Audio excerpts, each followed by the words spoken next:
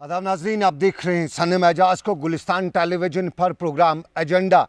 और एजेंडा में कश्मीर के हालात वाक़ात के साथ साथ जीएसटी पर हमारा आज का ख़ास प्रोग्राम। और उस ख़ास प्रोग्राम में हमारे साथ आज हमारे मेहमान हैं डॉक्टर हसीब द्राबू। का नाम किसी तारुफ का मोहताज नहीं है। पीडीपी सरकार में बड़ा नाम, रियासत के बड़े वज़रा में शामिल, और सबसे बड़ी इंपॉर्टेंट बात कि रियासत के ख़जाने के वज़ीर और एजेंडा ऑफ अलायंस के आर्किटेक्ट मरहूम मुफ्ती मोहम्मद सईद के काफ़ी क्लोज एडीज़ में माने जाते थे।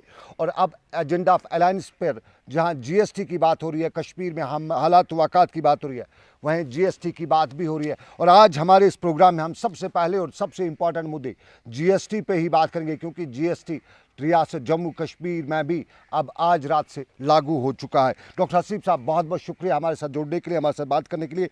सबसे पहले मैं जानना चाहूँगा, कल रियासती असम्बली में जीएसटी को बाज़ाब्ता तौर पर पास भी हुआ, आपने प्रेसिडेंशियल ऑर्डर टेबल भी किया, अब तक ये रिवायत नहीं था, क्या मजबूरी थी आपको कल प्रेसिडेंशियल ऑर्डर, सबसे पहले जानेंगे कि वो टेबल करने की? देखिए, मजबूरी की कोई बात नहीं है, एक नई रिवायत कायम कर रहे हैं हम। प्रेसिडेंशियल ऑर्डर टेबल करना तो अलग दूर रहा, ये अमेंडमेंट जो है ये कैबिनेट के ऑर्डर से हो सकता था, लेकिन हमने इसको पहले असेंबली में लाया कि कम से कम अगर हमारे यहाँ लॉ मेकर्स हैं, लेजिस्लेटर्स हैं, हमारी असेंबली है, वो इस पे बात तो करे कि अगर आईन हिंद में कॉन्स्टिट्यूशन अमेंडमेंट 101 का जो तरमीम हुआ उसको अगर यहाँ लागू करना है, हमें लगा, ये हमारी सरकार को लगा कि ये ज़रूरी है, इस पे जो है लॉ मेकर्स बात करें, लेजिस्लेटर्स बात करें, तो हमने असेंबली में इसको लाया। मजबूरी कोई नहीं थी, एक रिवायत थी, क्योंकि जो आज तक पिछले 60 साल में जम्मू कश्मीर के साथ हुआ है, 46 अमेंडमेंट्स आए, किसी को पता भी नहीं चला। कैबिनेट ने अप्रूव किया, गवर्नमेंट ऑफ इंडिया ने ऑर्डर इशू कर दिए। तो हमारी सरकार का ये मानना था कि इस पे बातचीत हो असेंबली के अंदर, तो हमने असेंबली सेशन बुलाया था। लेकिन फिर कुछ ऑपोजिशन पार्टीज़ ने कहा कि आप आउटसाइड असेंबली इस पे बात करिए, political parties all party meet बुलाइए। तो हमने वो सेशन पोस्टपोन करके ऑल पार्टी मीटिंग बुलाई। उसमें सीएम साहिबा ख़ुद चेयर कर रही थी और सब पार्टीज़ ने पार्टिसिपेट किया, उस पर बात की। उसके बाद एक कंसल्टेटिव ग्रुप बनाया हमने सब पार्टीज़ का, उसकी 3 मीटिंग्स हुई। अनफॉर्चुनेटली कोई उसमें कंसेंसस इमर्ज नहीं हुआ, लेकिन एक ब्रॉड सेंस मिला हमको उससे कि जीएसटी लगाने में कोई प्रॉब्लम तो है नहीं, लेकिन जो अमेंडमेंट 101 है जिसके अंदर जीएसटी लागू हुआ था पूरे देश में, उसकी मोडेलिटी क्या है, निज़ाम क्या है, तरीके क्या हैं, किस तरह लगाया जाए, उस पर इख्तिलाफ था। तो खैर हम फिर असेंबली में गए और 2 दिन बहस हुई इस पर। उसके बाद असेंबली ने एक रेजोल्यूशन पास किया। ये भी पहली बार हुआ है, आज तक कभी नहीं हुआ।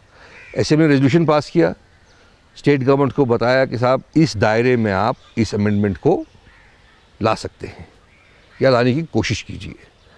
जो रेजोल्यूशन था वो यही कह रहा था कि आप जीएसटी को लगाइए, लेकिन आपके खसूसी हकूक़ जो हैं, स्पेशल स्टेटस जो आपका है दफ़ा 370 के तहत, या हमारे अपने टैक्सेशन पावर्स है section 5 of constitution Jammu Kashmir, जिसकी बुनियाद से हम टैक्स लगाते हैं, उसको सेफगार्ड करके आप लगाइए। फिर कैबिनेट ने वो आगे जाके गवर्नमेंट ऑफ इंडिया से बातचीत, इस पर बातचीत 7-8 महीने से हो रही थी, ऐसा नहीं है। तो फिर उस रात को करीबन 1:30 बजे रात को ऑनरेबल प्रेसिडेंट का ऑर्डर आया, हमें मिला। तो हमने उसको, जैसा आपने कहा, रिवायत से हट के एक नई रिवायत कायम की कि ये पब्लिक डॉक्यूमेंट है, अगर आप उसको पढ़ सकते हैं तो लेजिस्लेटर्स वहाँ देने में क्या हर्ज है। अच्छी बहस हुई उस पर। पहले ये हुआ करता था, अमेंडमेंट होती थी तो शायद 6 महीने बाद अखबारों में पढ़ते थे लेजिस्लेटर की अमेंडमेंट हुई है या ऑर्डर आया है। तो हमने इसको बड़ा ट्रांसपेरेंट चीज़ से किया कि इससे जो है डेमोक्रेसी स्ट्रेंथन होती है। इंस्टीट्यूशंस ऑफ डेमोक्रेसी आपका तो एक ही है, लेजिस्लेचर। और अगर देखा जाए तो इस लेजिस्लेचर को कमज़ोर भारत सरकार ने नहीं किया है, अपनी सरकार ने किया है। कि आप स्टेट गवर्नमेंट एक इंस्टीट्यूशन है, एक लेजिस्लेचर है। अगर लेजिस्लेचर वहाँ पे बैठा हुआ है और सरकार ये फैसले ले जो कॉन्स्टिट्यूशनल हों, लेजिस्लेटिव हों, तो उससे लेजिस्लेचर कमज़ोर हो जाता है, हमारा लेजिस्लेचर। तो उसके बाद जब प्रेसिडेंट का ऑर्डर आया, उसके बाद हमने अपना SGST स्टेट का GST जो है वो बिल भी पास कर दी और फिर 12 बजे रात से GST का यहाँ पे डॉक्टर साहब स्टार्ट से अगर शुरू करें, क्या GST स्टेट के लिए मजबूरी थी या कोई फोर्स था लागू करना? ना कोई मजबूरी थी ना कोई फोर्स था। आप इससे अलग रह नहीं सकते, ये मार्केट के फोर्सेस हैं, कोई सियासी दबाव नहीं है, कोई पॉलिटिकल इशू नहीं है। पूरे मुल्क में एक नया सिस्टम आया, यही नहीं है कि इसमें 12-15 साल से बातचीत हो रही थी पूरे हिंदुस्तान में और 194 मुल्कों में ये लागू है। जिस वक्त पूरे देश में लग जाए तो एक आइसोलेटेड इकॉनमी आप रखें वो मुमकिन नहीं है। उसमें सरकार का तो है ही है नुकसान, लेकिन बिजनेस, ट्रेड, इंडस्ट्री का ज़बरदस्त नुकसान है, क्योंकि अगर आप GST नहीं लगाते तो यहाँ कारोबार बिल्कुल बंद हो जाता। मैं द्राबू साहब एक पास के एक एग्जांपल आपको देना चाहूँगा। आज हमारे प्रधानमंत्री नरेंद्र मोदी हैं, तब ये गुजरात के चीफ मिनिस्टर हुआ करते थे, तब कांग्रेस GST ला रही थी। प्रधानमंत्री आज के जो हैं नरेंद्र मोदी, इसकी खुलकर तब मुखालफत उन्होंने की थी। आज तब मुखालफत की, आज सपोर्ट किया, और पर्टिकुलरली कश्मीर रिलेटेड जो सारी सिचुएशन। नहीं, कश्मीर को छोड़िए आप, GST कश्मीर के लिए नहीं बना, पूरे देश के लिए बना। जिस वक्त नरेंद्र मोदी चीफ मिनिस्टर थे गुजरात के, उनकी रिस्पॉन्सिबिलिटी गुजरात को देखना था।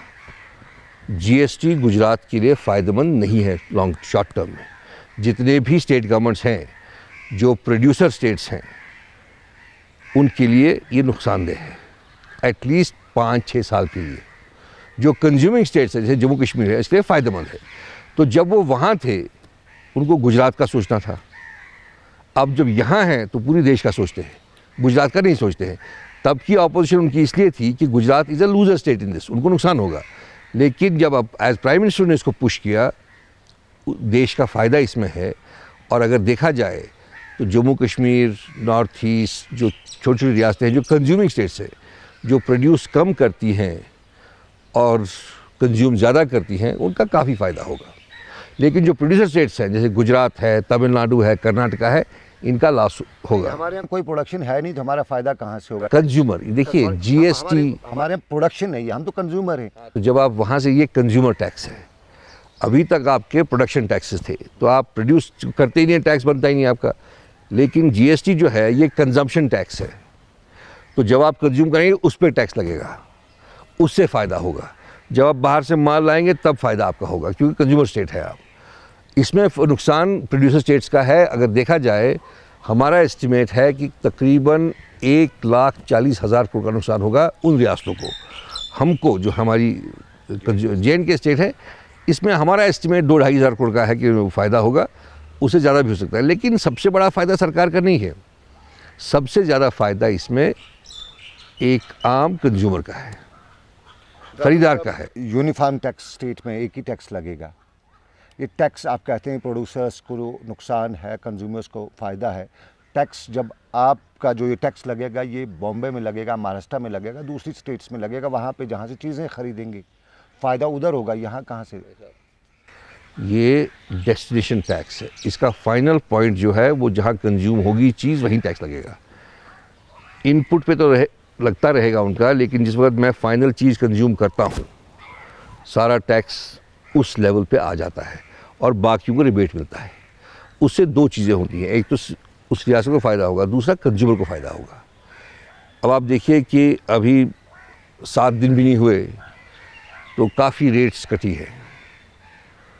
आज हमने अखबार में भी निकाला है किस किस कमोडिटी का क्या क्या रेट होगा। पानी, वाटर बॉटल आपकी 18% टैक्स था, आज 0 है। ऑयल का 12.5 था, अब 5 हो गया है। तो इससे जो है कंज्यूमर का फ़ायदा दो चीज़ों से, एक तो रेट कम हो जाएगी, दूसरा आप मुझे बताएं, आप रोज़ कुछ कोई चीज़ खरीदते हैं, ये पेन आपके हाथ में है, क्या आपको मालूम है आपने कितना टैक्स दिया है? क्या कभी आपने किसी चीज़ का देखा है कि टैक्स? जब GST नाफिज होगा, इसमें 6-8 महीने लगेंगे स्टेबलाइज होने में। जो भी चीज़ आप खरीदेंगे आपको ये पता लगेगा कि इसमें सेंटर का टैक्स कितना है, स्टेट का कितना है, इंटरस्टेट कितना है, तो पूरा आपको अंदाज़ा होगा। और अगर इसमें रेट्स घटे हैं और आपको उसका बेनिफिट नहीं मिल रहा है, आपको उसका फ़ायदा नहीं मिल रहा है, तो एक एंटी प्रॉफिटियरिंग लॉ भी साथ में है कि आप वहाँ से उसकी शिकायत कर सकते हैं और कंज्यूमर जो है एम्पावर्ड हो जाता है, ताकतवर बन जाता है। तो एक तो वो है। दूसरा जो ट्रेडर है या इंडस्ट्री वाला है, वो आज कोई चीज़ ख़रीदता है, मान के चलिए सीमेंट बना रहे हैं हम, उसके लिए लाइम चाहिए, उसके लिए कोल चाहिए। तो जो कोल पे टैक्स लगता है, लाइम पे लगता है, वो जाता है सीमेंट टैक्स में, फिर सीमेंट पे और टैक्स लगता है, यानी टैक्स पे टैक्स लगता था। अब लाइम और कोल का जो टैक्स है वो आपको वापस मिलेगा, उसको इनपुट टैक्स क्रेडिट बोलते हैं। तो गरज जिस पार्ट को आपने बनाया है, लाइम और कोल को मिला के आपने सीमेंट बनाया है, जितना उसमें वैल्यू है उसी पे टैक्स लगेगा। रघु साहब, यहाँ के ट्रेडर्स ने हड़ताल की, झंडे लहराए, यहाँ का ट्रेडर क्या जीएसटी से वाकिफ़ नहीं है? यहाँ का ट्रेडर जो है वो ट्रेडर कम और सियासतदान ज़्यादा है। तकलीफ़ यही है, समझने की कोशिश नहीं करते हैं। मैं दिसंबर से समझने की कोशिश कर रहा हूँ कि आपके फ़ायदे की बात है। उन्होंने इस बात पे नहीं एहतजाज किया कि जीएसटी गलत है या सही है, रेट कम है या ज़्यादा है, काश किया होता। उन्होंने इस बात पे एहतजाज किया कि 370 ख़तरे में है, सेक्शन 5 ख़तरे में है। और आज हमने हर अखबार में निकाला है कि ऑर्डर क्या है, और उस ऑर्डर में वाज़ेह तौर लिखा गया, उसी ऑर्डर में, एंड ये तो कॉन्स्टिट्यूशन है, आईन हिंद है जो अप्लाई करता है हमको, उसमें वाज़ेह तौर लिखा है सेक्शन 5 कहीं नहीं आपको टच होगा, 370 को हम टच नहीं कर रहे हैं। और ये कौन लिख रहा है? प्रेसिडेंट ऑफ इंडिया लिख रहा है। तो एक बेबुनियाद चीज़ सियासी हलकों में चली गई और ट्रेडर्स ने उसको अपना मुद्दा बना लिया। राहुल साहब, मैं इन्हीं ट्रेडर्स की, यहाँ के लोगों की एक बात आप तक ज़रूर पहुँचाना चाहूँगा। उनका यही कहना है कि इस वक्त नेशनल लेवल पे जो सरकार है, उनका एक एजेंडा है, एक प्रधान, एक संविधान, एक सब कुछ, एक टैक्स वगैरह, वो यूनिफिकेशन जो है, आज शुरुआत टैक्स से की, कल हमारे दूसरे मामलात पे वो सरकार एक करेगी। किस दुनिया में रह रहे हैं आप? 1954 में एक्साइज लगा, आज CGST हो गया। 1958 में CST लगा, आज IGST हो गया। 1956 में इनकम टैक्स लगा। कहाँ हैं आप? इंटीग्रेशन की क्या बात कर रहे हैं आप? फाइनेंशियल इंटीग्रेशन नवंबर 26, 1956 में हुई। तब से जितना पैसा आया भारत सरकार किस रूट से आया? इंटीग्रेशन के बाद ही आया। तो ये क्या नया खड़ा कर रहे हैं? कहाँ पे? 370 1975 में क्या किया गया? शेख अब्दुल्ला की हुकूमत थी, चीफ मिनिस्टर थे, पूरा ख़त्म ही कर दिया मामला। 1986 में राजीव गांधी की हुकूमत थी, यूनियन लिस्ट, यूनियन को एम्पावर किया गया कि स्टेट में जो लिस्ट है उस पर आप कानून बनाइए। रेजुरी पास ख़त्म हुए, तो कहाँ हैं? इसमें तो वाज़ेह इतना ऑर्डर तो आज तक कभी नहीं आया, मुझे कोई भी दिखा दे। दूसरी बात मुझे ये बताएं, आप ख़ुद तो आप GST में शामिल हो गए, चाहे देवेंद्र सिंह राणा हैं जो हमारे सियासतदान बहुत बड़े हैं, नेशनल कॉन्फ्रेंस के लीडर हैं, या यासीन खान साहब यहाँ ट्रेडरों के लीडर हैं, ख़ुद तो GST नंबर ले लिया। दो तरह की चीज़ें होती हैं। शकील कलंदर साहब बहुत बड़ा ने एहतजाज किया यहाँ पे, वो क्या सिविल सोसाइटी और वो कंसर्न सिटीजन्स का, ख़ुद तो GST नंबर लिया हुआ है सबसे पहले। नज़ीर लालमी साहब MLA हैं, अपने लिए बड़ा अच्छा है आपके कारोबार के लिए, दुनिया को कहते मत लीजिए। ये मुझे समझ नहीं आता है इसमें क्या ऐसी बात है कि अगर आप यहाँ पे कंसर्न सिटीजन्स का फोरम बनाते हैं, वहाँ 15-20 लोग आप जमा करते हो, तकरीर करते हैं इस बात पे साहब GST गलत है, आपने अपने कारोबार के लिए क्यों लिया? और उसमें दो चीज़ें हैं, एक तो ऑटोमेटिक आ जाता है, जिसके पास वैट था उसको ऑटोमेटिक ऑटो जनरेट हो गया। उसके बाद GSTN पोर्टल में रजिस्ट्री करना होता है, यार वॉलंटरी मैं करूँगा, वो किया हुआ है। तो ये तो गलत है। कहीं ना कहीं आपको भी ये सोचना पड़ेगा कि ये आप what kind of moral integrity is this, ethical value system क्या है? खुद का business, what is good for me is good for me, but what is good for the goose is good for the Gander. साहब जो आप लगाएं खुद के लिए करें, वो लोगों को बोलें, फिर ना लीजिए GST। और इंटीग्रेशन की बात किस बात से कर रहे हैं आप? वो तो 1956 की बात है, आज कहाँ से खड़ी हो गई? और आज तक जो भी इरोजन हुआ है 370 का, मैंने 2011 में लिखा था, इसमें रहा क्या है? वो तो कांग्रेस ने किया नेशनल कॉन्फ्रेंस के साथ, बीजेपी की सरकार ने कुछ नहीं किया। आज पहला मौका मिला है बीजेपी को ये दिखाने के लिए कि एजेंडा ऑफ अलायंस में हमने ये तय किया था उनके साथ 370 को टच नहीं किया जाएगा। इम्तिहान की घड़ी आज आई। इससे अच्छा और एक्सप्लिसिट ऑर्डर अगर आप मुझे दिखाएंगे, मैं कल रिज़ाइन करूँगा। इतना क्लियर कट उसमें है, और ये एजेंडा अलायंस के तहत किया गया है। तो उनका एजेंडा क्या है? एक विधान, एक प्रधान, एक संविधान। उन्हें ऑपरेशनली कोई चीज़ तो की नहीं है। जितना भी किया है या तो एनसी ने किया है या कांग्रेस ने किया हुआ है, बाकी तो किसी ने नहीं किया हुआ है। बाबू साहब, मैं ये आपसे ज़रूर जानना चाहूँगा, टैक्स आप कहते हैं स्टेट में लगेंगे, क्या ये स्टेट के पास ही टैक्स रहेंगे? ये पैसा जो है, कुछ जिस तरह से कुछ लोग कहते हैं कि अब तक हमारी टैक्स होता था, वो हमारे पास एक पैसा होता था, रकम होती थी चीफ मिनिस्टर के पास, हमारी स्टेट गवर्नमेंट के पास, उसको जब चीफ मिनिस्टर जहाँ पे या स्टेट गवर्नमेंट चाहे खर्च करना चाहती, अब ये सारा पैसा गवर्नमेंट ऑफ इंडिया के पास जाएगा जीएसटी में। बेबुनियाद बातें हैं। आई मीन, ये तो अब मैं इसको ये भी नहीं कहूँगा बेबुनियाद है, ये बेवकूफ़ी की बातें हैं। स्टेट का अपना पैसा है, अपने पास रहेगा, भारत सरकार के पास क्यों जाएगा? एक्साइज वो जमा करते थे, ले जाते थे, आज सीजीएसटी जमा करेंगे, ले जाएंगे, एसजीएसटी हमारा है, हम रखेंगे। और जो यहाँ से पैसा लेते भी हैं एक्साइज में, अगर 100 रुपया लेते हैं तो 42 रुपये वापस करते हैं। ऐसा भी वो सिस्टम बना हुआ है आईन हिंद में, कॉन्स्टिट्यूशन ऑफ इंडिया में बना पड़ा है डिस्ट्रीब्यूशन कैसे करना है। तो ये कहाँ से बात आई कि पैसा ले जाएंगे? और चीफ मिनिस्टर की बात कहाँ से आई? रेवेन्यू स्टेट के पास ही रहेगा, और कहाँ जाएगा? ये तो मैंने आज तक सुना ही नहीं कहीं। ये तो बिल्कुल सरासर बेवकूफ़ी की बात है कि स्टेट का पैसा है, मैं एसजीएसटी लगाऊंगा, मेरी ट्रेजरी में जाएगा। अब मैंने ट्रेजरी अबॉलिश की हुई है, बजट में अनाउंस किया था, तो आप कहेंगे आपका पैसा कहीं और जाएगा? ऐसा थोड़ी होता है। ये कोई बोरिया थोड़ी है पैसे की जो उठ के कोई ले जाएगा यहाँ से। ये सारा पैसा जो हम जमा करते हैं टैक्स में, नॉन टैक्स में, पावर में, बाकी चीज़ में, एक फ़ंड में जाता है जिसको कंसोलिडेटेड फंड जम्मू कश्मीर कहते हैं। वहाँ से फिर वज़ीर ख़जाना पैसे निकालता है लेजिस्लेचर को पूछ के कि साहब मुझे इजाज़त दीजिए, मुझे 40,000 करोड़ खर्च करना है। वो बजट में देते हैं आप इजाज़त, उसके बाद खर्चा होता है, बराबर वही चलेगा। तो हमने ऐसी बात तो कोई है ही नहीं। कॉन्स्टिट्यूशन ऑफ जम्मू कश्मीर जो है उसको तो किसी ने टच नहीं किया, 370 को उसे टच नहीं किया। सेक्शन 5 जिसकी बात होती थी, तो आज वो आप बिल्कुल वाज़ेह। मुझे ये बताइए कि आप पहली बार अखबार में स्टेट गवर्नमेंट ऐड दे रही है, साहब ये प्रोविजनल ऑर्डर आया, ये तो आरटीआई करके भी नहीं आपको मिलता, इतनी सीक्रेसी होती थी इसमें। हमने तो बिल्कुल ओपन कर दिया। आप देख लीजिए खुद, जो भी कुछ उर्दू में भी आया है, अंग्रेजी में भी आया है, देख लीजिए। जो गवर्निंग बॉडी है इसकी जीएसटी की, स्टेट की, उसमें क्या पोजीशन है? देखिए, गवर्निंग बॉडी नहीं है, वो जीएसटी काउंसिल है।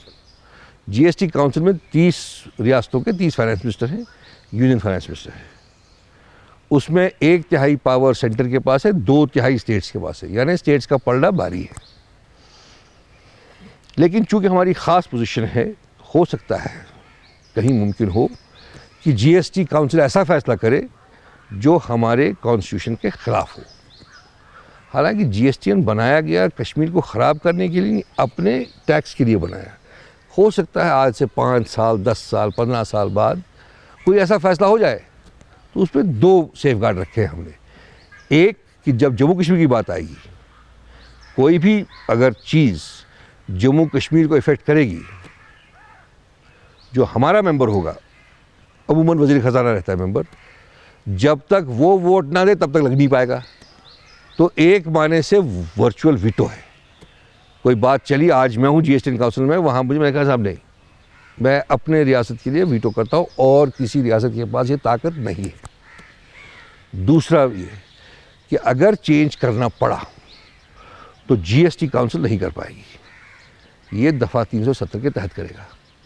उसमें मतलब लेजिस्लेचर हमारा अब आ ही गया, कैबिनेट का सरकार हमारी आ जाएगी, और उसके बाद प्रेसिडेंट ऑर्डर करेगा।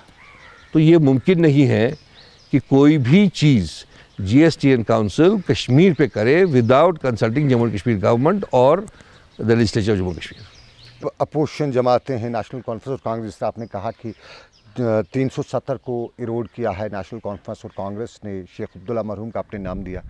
ये जो जीएसटी का मुद्दा फ्रॉम द डे फर्स्ट जब कश्मीर में स्टार्ट हुआ, फाइनेंस जो मिनिस्टर्स की मीटिंग हुई, from that day national conference और कांग्रेस इसकी मुखालफत करती रही। क्या आपने उनको ऑन बोर्ड नहीं लिया?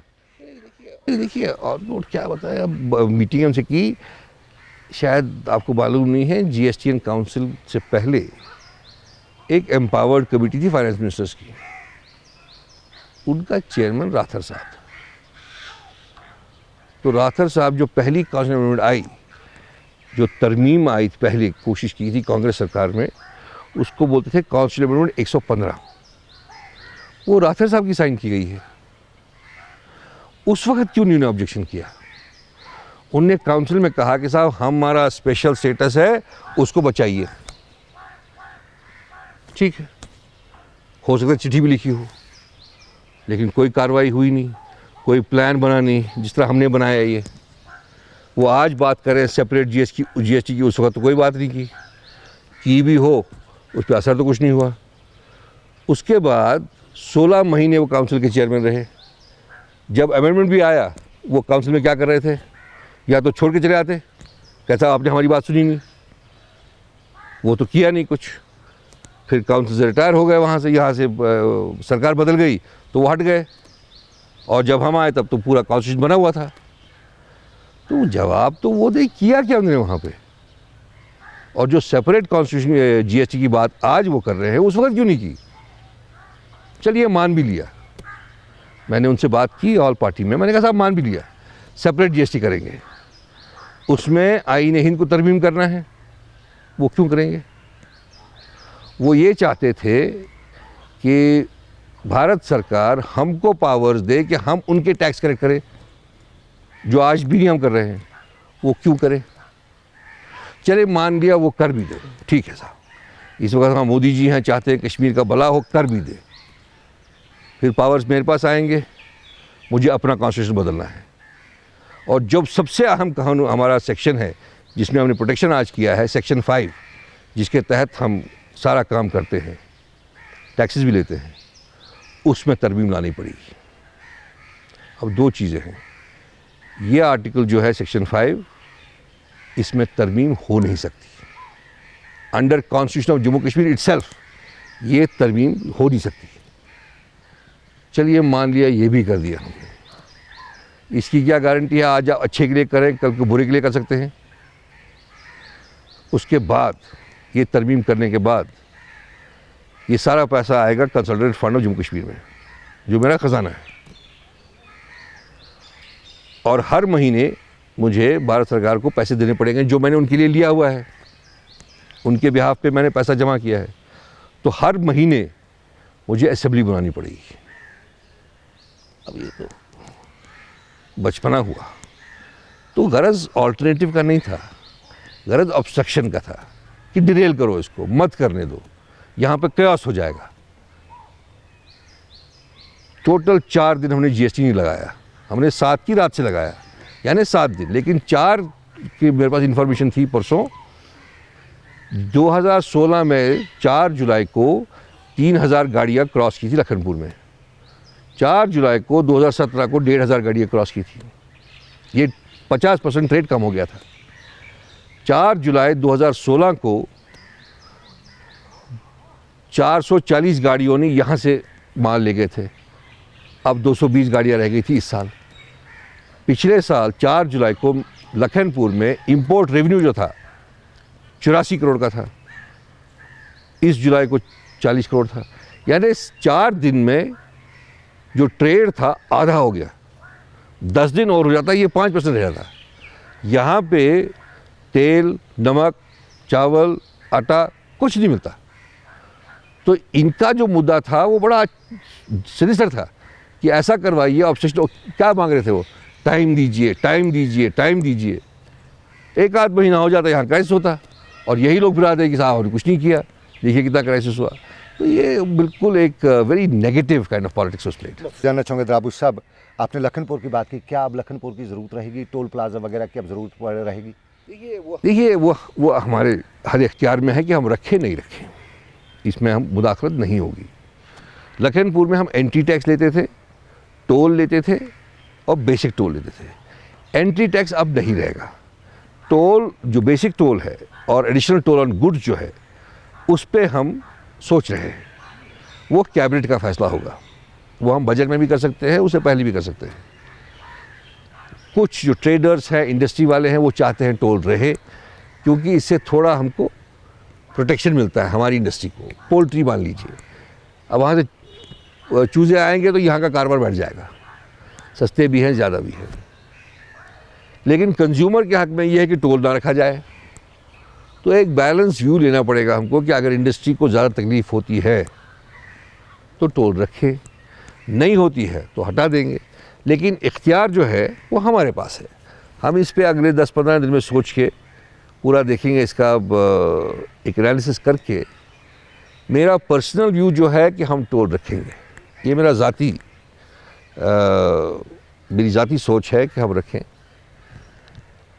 लेकिन टोटल व्यू कैबिनेट लेगी और उस पर हम फैसला कर लेंगे। मैं एक और चलते चलते आपसे सवाल ये ज़रूर जानना चाहूँगा, एक इकोनॉमिस्ट हैं आप, बैंकर हैं आप, फाइनेंशियल एक्सपर्ट हैं आप, जीएसटी से जो खदशात है सबसे पहले दफ़ा 370 को सेफगार्ड करने का जो है एक क्रेडिट आपकी सरकार को लोग दे रहे हैं कि जो खदशात थे वो नहीं हुए, लेकिन आप ये सारा क्रेडिट किसको देंगे? मैं ये क्रेडिट दूंगा सीएम साहबा को, क्योंकि जो असेंबली में जाने का था पहला बहुत ही बड़ा कदम था, बहुत ही बड़ा कदम था। और उसके बाद मैं क्रेडिट दूंगा भारत सरकार को। जिस सेंसिटिविटी से प्रधानमंत्री ने उसको, फाइनेंस मिनिस्टर जेटली साहब ने यहाँ आके भी कहा, होम मिनिस्टर राजनाथ सिंह ने जिस तरह से सपोर्ट किया, ऐसा सपोर्ट मुझे नहीं लगता कि जो पहली सरकारें थी, बिलखसूस कांग्रेस सरकार, कतई इतना सपोर्ट नहीं होता था। और इतना बड़ा डिसीजन, बोल्ड डिसीजन इसको कहते हैं, मुझे नहीं लगता और कोई सरकार ले पाएगी। तो मेरे हिसाब से क्रेडिट गोज देयर। एक और सवाल खड़ा होता है आपके इस पॉइंट के, फाइनेंशियली तो बोल्ड डिसीजन है, लेकिन यहाँ के और जो मामला आते हैं उन पे बोल्ड डिसीजन नहीं आ रहे हैं दिल्ली। आएंगे इंशाल्लाह, यहाँ हालात थोड़े से बेहतर हो जाए। हर कोई चीज़ डिसीजन जो है वो एक पोजीशन ऑफ स्ट्रेंथ से आना चाहिए, एक पोजीशन ऑफ वीकनेस से नहीं आना चाहिए। तो स्ट्रेंथ जब होगी तभी बोल्ड डिसीजन लिए जाते हैं, कमज़ोरी में बड़े डिसीजन लिए जाते हैं। हालात थोड़े से नॉर्मलाइज हो जाए, एक सिस्टम फिर वापस रिस्टोर हो जाए। अभी हम वहाँ पे देखिए साउथ की बात करें, संगत की बात रही, इस जीएसटी के आते आते बहुत से खदशाते, कुछ लोग, मुझे बहुत से लोग खदशा था कि सरकार गिर भी सकती है। क्या आपको लगता था ऐसा था? नहीं, ऐसा तो कुछ नहीं था। मैं बोल भी नहीं, देखिए मुझ पर बड़े पर्सनल अटैक्स हुए इसमें। आपने 2011 में ऐसा लिखा, वैसा लिखा, सब कुछ चीज़ें हुई। लेकिन जब आदमी काम करता है एक ये सोच के कि मैंने इस कौम को, इनके लोगों को फ़ायदा पहुंचाना है, फिर ये चीज़ें तो उसमें मैटर नहीं करती हैं। और हमने बड़ा सिस्टमैटिकली से काम किया।